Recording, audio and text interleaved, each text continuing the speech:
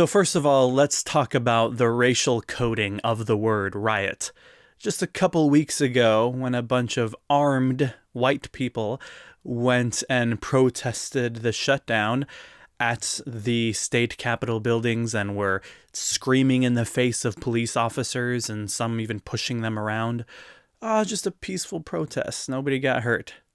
However, when black and brown people participate in actual peaceful protests, it's a riot. And the police are the ones who escalate it. So that racial coding is ridiculous. However, I do feel like because of the violence and injustice that our country has continued to engage in, America does deserve to be rioted upon. None of these people who have been protesting have gone too far. We haven't gone far enough. And you may hear that and think, hold up, wait, Damon, I thought you were a Christian. I am. And that's what's funny.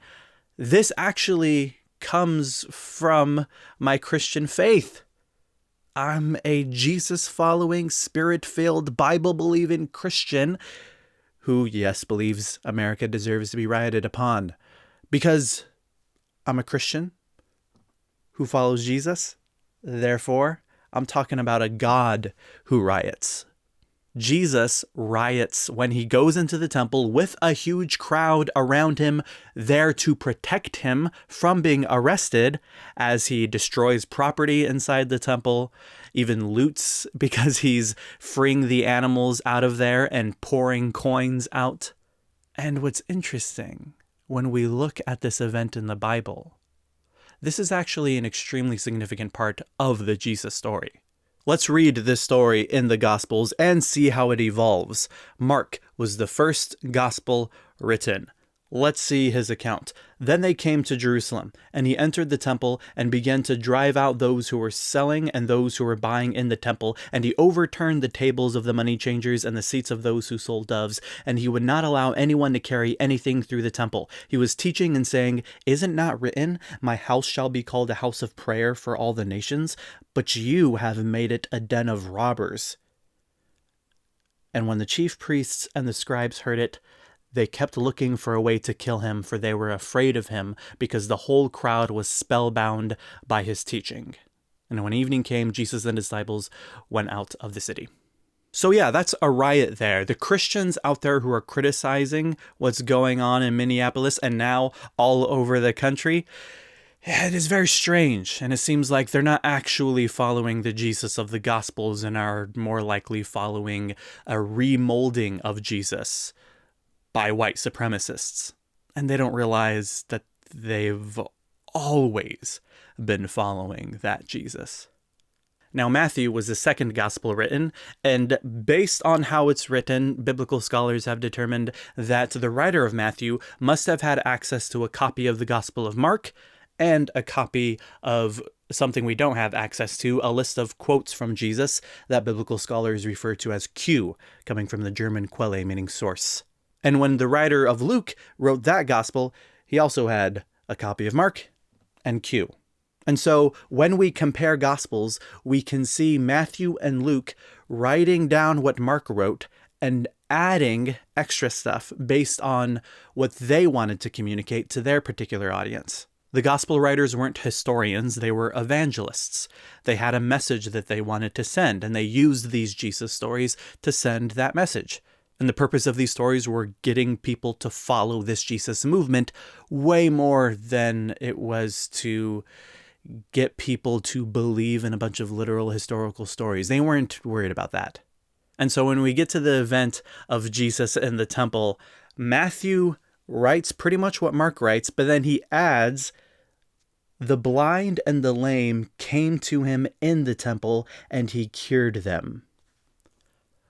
That's a really beautiful image because the diseased and disabled were not allowed inside the temple because they were seen as ritually unclean according to Levitical law.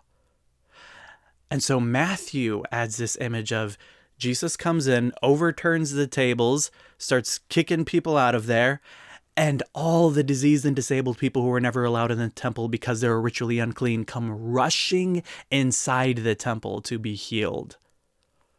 That's a beautiful, beautiful image.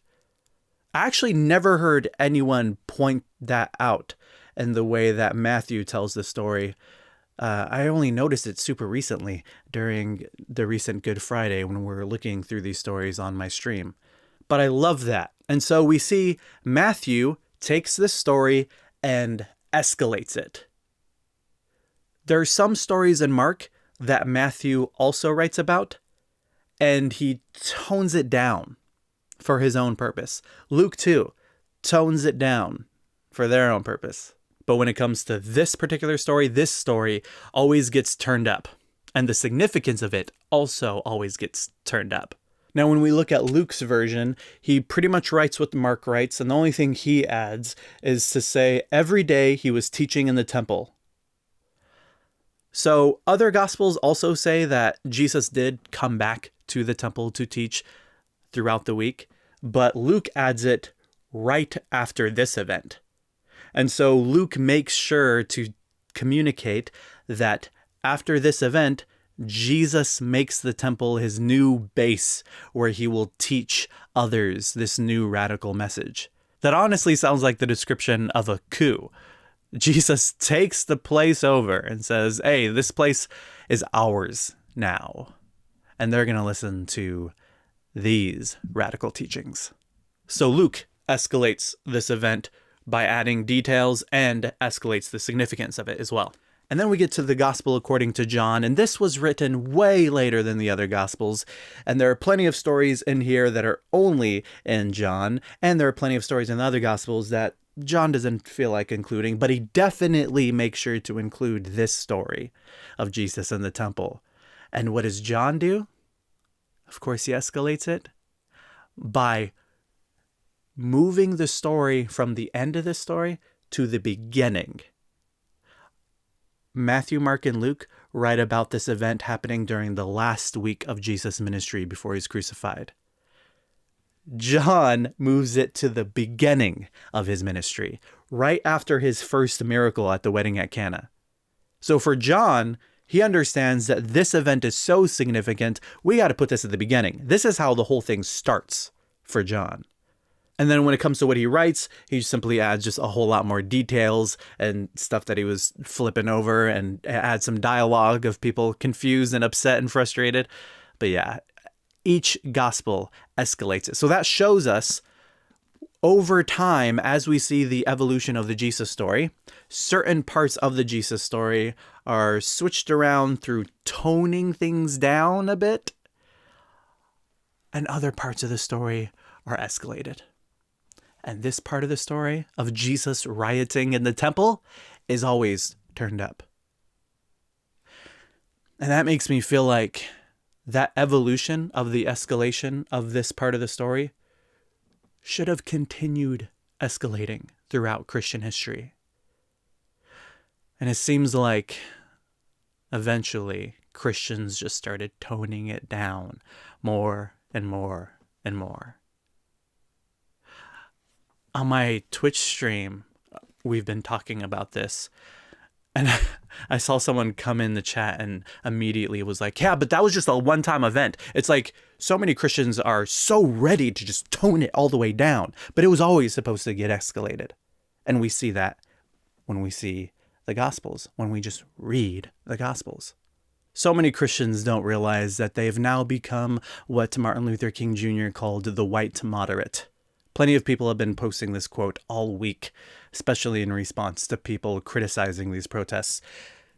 Classic quote, he said, "I have been gravely disappointed with the white moderate. The Negro's great stumbling block in his stride toward freedom is not the Ku Klux Klaner, but the white moderate, who is more devoted to order than justice.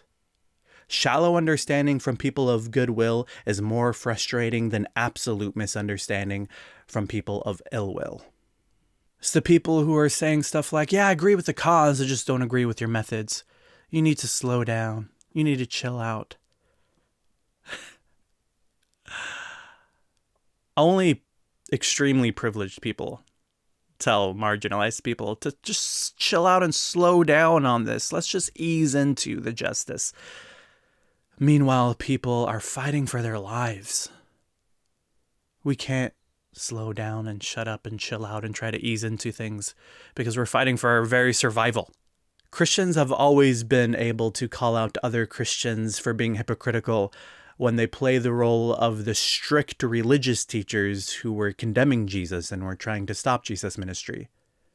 However, much less often are Christians willing to call out other Christians for being hypocritical when they play the role of the Roman soldiers who killed Jesus, who crucify the least of these, or who defend those who crucify the least of these.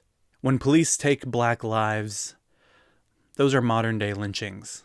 And as James Cone has pointed out in his book, The Cross and the Lynching Tree, lynchings are modern-day crucifixions.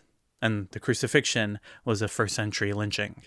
When we're able to see it from that lens, then we could really understand what the crucifixion was. So, for me, by being on the side of Jesus, that means being on the side of the least of these. As Jesus said, whatever you did to the least of these, you did to me. And when I talk about God, I'm talking about that which we experience through our struggle for freedom. God is experienced in the liberation of people. And that's revealed throughout the whole Bible as well.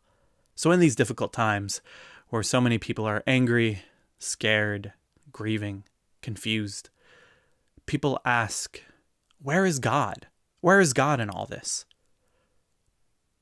God is in the rebellion that we're seeing on the streets all over this country. The other night on my stream, we were watching the live stream of the Minneapolis protests, and they had set the 3rd precinct on fire, and everyone was hugging each other and celebrating and singing. And I was watching this live feeling like this is spiritual here. This is transcendent. This is where God is, right here, as these people are hugging each other and singing in front of this massive fire. And when you start to participate in that kind of action and you believe in God, I promise you, it is in those experiences where you will feel God the most. In solidarity with one another, protecting one another, fighting for one another. That's where God is to be experienced. Now, I'm not saying everyone needs to go out in the streets and participate in this. Stay safe. Please stay safe, especially if you go out and participate in that. Wear a mask. Stick with the people. Stay safe. Please stay safe. And those who don't feel like they can go out there, stay safe inside your home. It's going to be okay. Don't let anybody guilt trip you into thinking you need to go out there. No, it's understandable. It's okay. But if you're a Christian, all I'm saying is I definitely think it's a Christian task to definitely be in support of these protests. Good things are happening. A lot is happening. God is doing a new thing. For real. Now, I'd appreciate it if you subscribe to watch more videos like this and follow me on Twitch, twitch.tv/whoisdamon, where we could talk about this stuff in a more freeform and interactive way, streaming all the time every week, and join my Discord server, a bunch of cool people talking about this kind of stuff. Link is in the description. And if you'd like to support me, I'd greatly appreciate it. You can support me at patreon.com/Damon Garcia. Shout out to my patrons already over there. Balaj Vin Seidel, Stephen Harp, Janjitsu Lipona, Alex Albatross, Angela Mamel, The Commie Christian, David, Jims Finlay, Julianne King, Keegan James, Kristen Mouse, Marina Black, Mimi McGann, New Transcendentalist, Onion, Peter A., Peter John Blake, Refined Your Scene, and Samuel Sakwe. Appreciate the support. Like I said, stay safe. I'll see you later. Bye-bye.